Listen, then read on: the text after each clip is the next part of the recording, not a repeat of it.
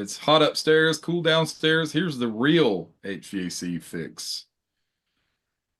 All right, let's see here. It says if you zone a home and do a true heat load, you can absolutely make the upstairs within zero point 0.5 degrees, and we do it all the time in Arizona when it's 120 outside. Okay?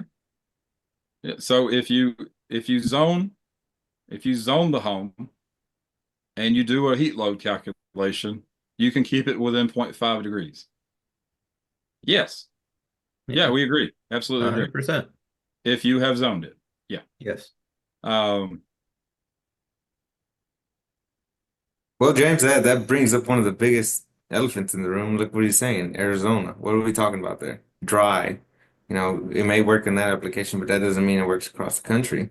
So you just got to be careful on exactly, what you're saying there. oh, yeah, I see what you're saying. So basically, you're taking away the latent heat removal that you have to have. So now Exactly. you've got Yep. significantly more sensible available. But even then, I mean, if you're zoning properly, if you've got the zone dampers set up like you need to, so on and so forth, yeah, it would be like a lot like having two separate systems for that home. Or it would be a lot like a multi-pro, where the upstairs and downstairs unit. But I will say though, however, what it's not like is multi-zone or multi-pro is that if you've got a 510 outdoor unit and you're only needing cooling upstairs, you have a 510 outdoor unit cooling. You got a Right, 510 outdoor exactly. unit running. You got And five tons. You that's got 5 ton amp exactly what I draw. have right now at my house. Yeah, you've got 5 ton amp draw. You've got 5 ton energy usage. That's what you got. Now it may have a short run time because it's only having to distribute that cooling to one zone, but it's still not as efficient as it could be.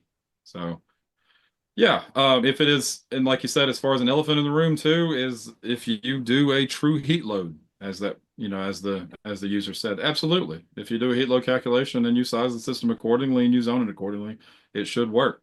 But it's a lot of ifs, and what we continue to see is those ifs aren't being met like they need to be met.